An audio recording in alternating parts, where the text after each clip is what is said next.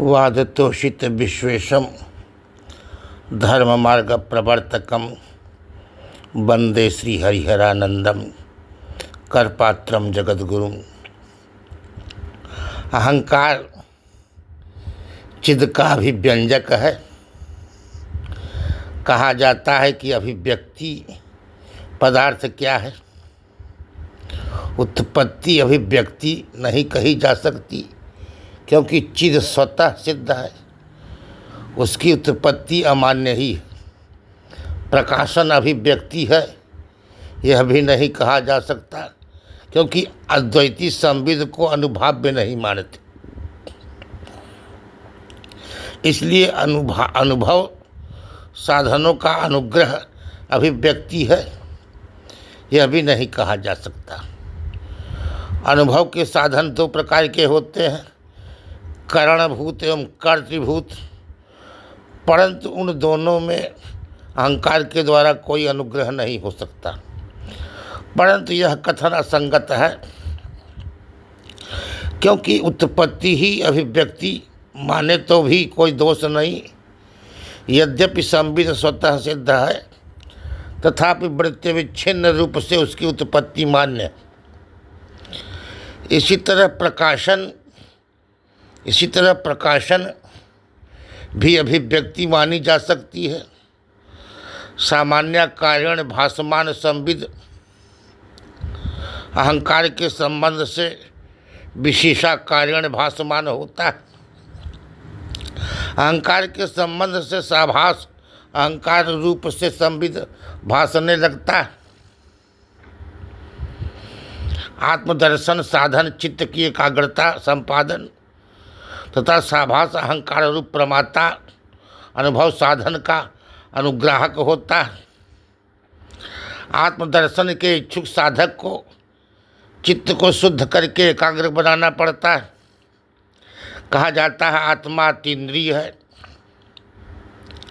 फिर आत्मदर्शन में करण क्या हो सकता है, परंतु यह ठीक नहीं, क्योंकि अतीन्द्रिय होने पर भी आत्मा मनोवेद्य है, मन अनिंद्रिय ही है। क्योंकि अनुग्रह का प्रकार यह है कि रूपादि ग्रहण की उत्पत्ति का विरोधी तम होता है। दीपादि उस तम का निरसन करके रूपादि ग्रहण का अनुग्राहक होता है। एकाग्रचित्त आत्मदर्शन का साधन है।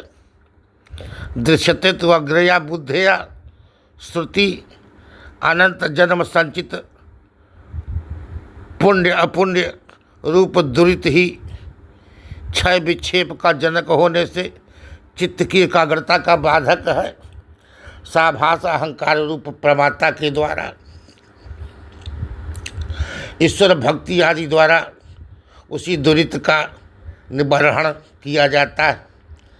साथ ही जैसे घटक ज्ञान में घट आवरक अज्ञान की निवृत्ति अपेक्षित होती है, वैसे ही आत्मक ज्ञान में भी आत्मा आवरक अज्ञान की निवृत्ति अपेक्षित है।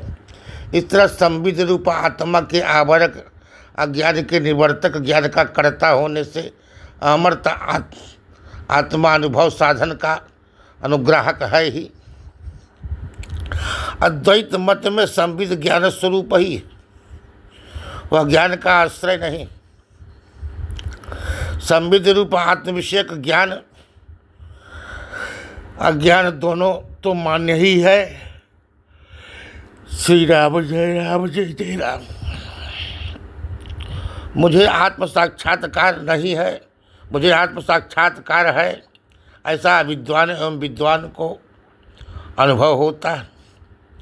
ये ज्ञान तथा अज्ञान कर्ता अहंकार के आश्रित रहते हैं।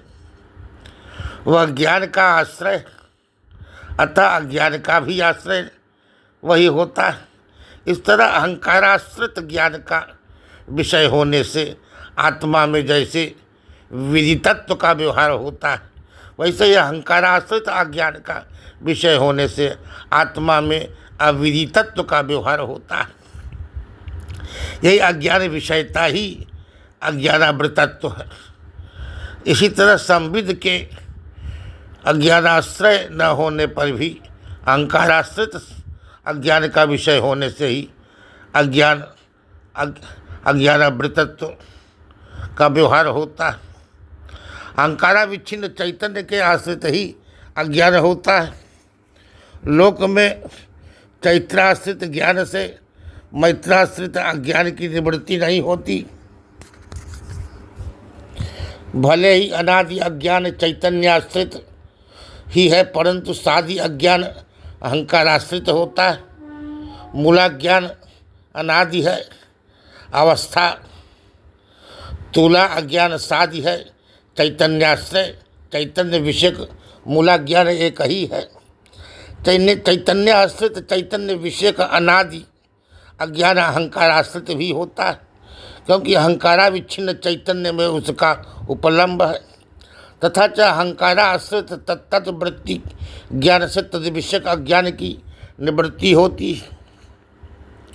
जैसे सूर्य में तम नहीं हो सकता, परंतु तम नहीं हो सकता, वैसे ही चित स्वरूप आत्मा या ब्रह्म में अज्ञान कैसे रह सकता है। पर यह ठीक नहीं, क्योंकि सूर्य और तम जैसे चिद एवं अज्ञान का विरोध है ही नहीं, क्योंकि चिद से अज्ञान का प्रकाश होता है। सुप्ति में पुरुष अज्ञान का अनुभव करता है, ज्ञान अज्ञान का विरोध होता है। इस कथन में ज्ञान का अर्थ वृत्ति रूप ही है, अज्ञान का ही कार्य अंतःकरण है। फिर अंतःकरण वृत्ति और अज्ञान का विरोध कैसे हो सकता है।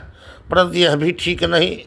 कारण संगठित लकड़ियों से पैदा हुई अग्नि ही लकड़ियों को नष्ट करती है, अथवा केवल चैतन्य एवं केवल वृत्ति दोनों ही अज्ञान विरोधी नहीं है, किंतु वृत्ति प्रतिफलित चैतन्य ही अज्ञान विरोधी होता है। अथवा साभास वृत्ति ज्ञान अज्ञान का विरोधी है।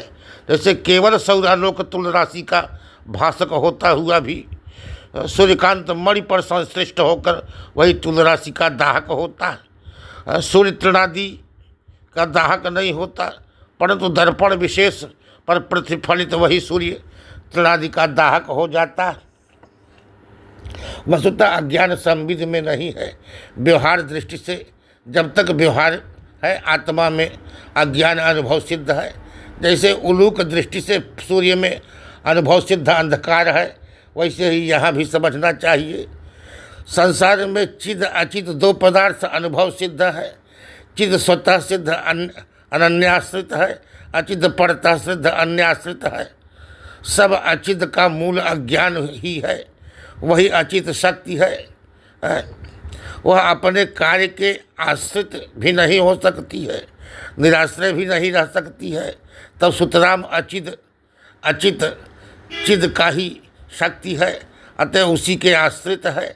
जैसे वहनी शक्ति वहनी विलक्षण है, वैसे ही चिद की शक्ति चिद से विलक्षण होने से ही अचिद एवं त्रिकाला बाध्य सत से भिन्न होने से सत से विलक्षण है।